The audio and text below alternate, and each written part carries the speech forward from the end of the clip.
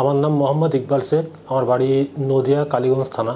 আর patient আমার মা, পেশেন্টের নাম নজুলা শেখ, ওনার বয়স 60+। ওনার ফার্স্ট টাইম যখন হয়েছিল ওনার তলপেটটা ভারী ভারী লাগতো, যার জন্য ডাক্তারের কাছে গিয়েছিলাম, ওখানে রিপোর্ট করালাম। তো ওনার প্রস্রাব থলিতে টিউমার এসেছিল, তো টিউমারটা অপারেশন করানো হয়েছে। তো টিউমারটা অপারেশন করানোর পরে যে বায়োপসি রিপোর্টটা, ওখানে ক্যান্সারের টিস্যু পাওয়া যায়। তো তারপর আমি কিছু জায়গা, আরও কয়েক জায়গাতে গেছিলাম, ওখানে কেমো মারার জন্য বলেছিল এবং অপারেশন করার জন্য বলেছিল। মানে লেফট সাইড কিডনিতেও একটু প্রবলেম দেখা গিয়েছিল, যার জন্য ওখানে কিডনিটা অপারেশন করে কেটে বাদ দেওয়ার জন্য বলা হয়েছিল। তো মায়ের বয়স যেহেতু 60+, শরীরেও সেরকম কন্ডিশন যে খুব একটা ভালো চেহারা সেরকম কিছু না, আমি ওই ভয়ে আমি অপারেশনটা করতে চাইনি, যার জন্য অনলাইনে আমি এখানকার অ্যাড্রেসটা পেলাম। আমি তো এখানে এসে ফার্স্ট টাইম আমি ডোজ নিয়েছি, এখন মোটামুটি 3 মাস খেয়েছে। এখন আগের থেকে অনেক, মোটামুটি আমার যতটা আইডিয়া 60% সুস্থ আছে। মানে আগে যে লেফট সাইড কিডনিতে যন্ত্রণা ব্যথা করতো, ওটা এখন বর্তমানে নেই, এখন ভালো আছে।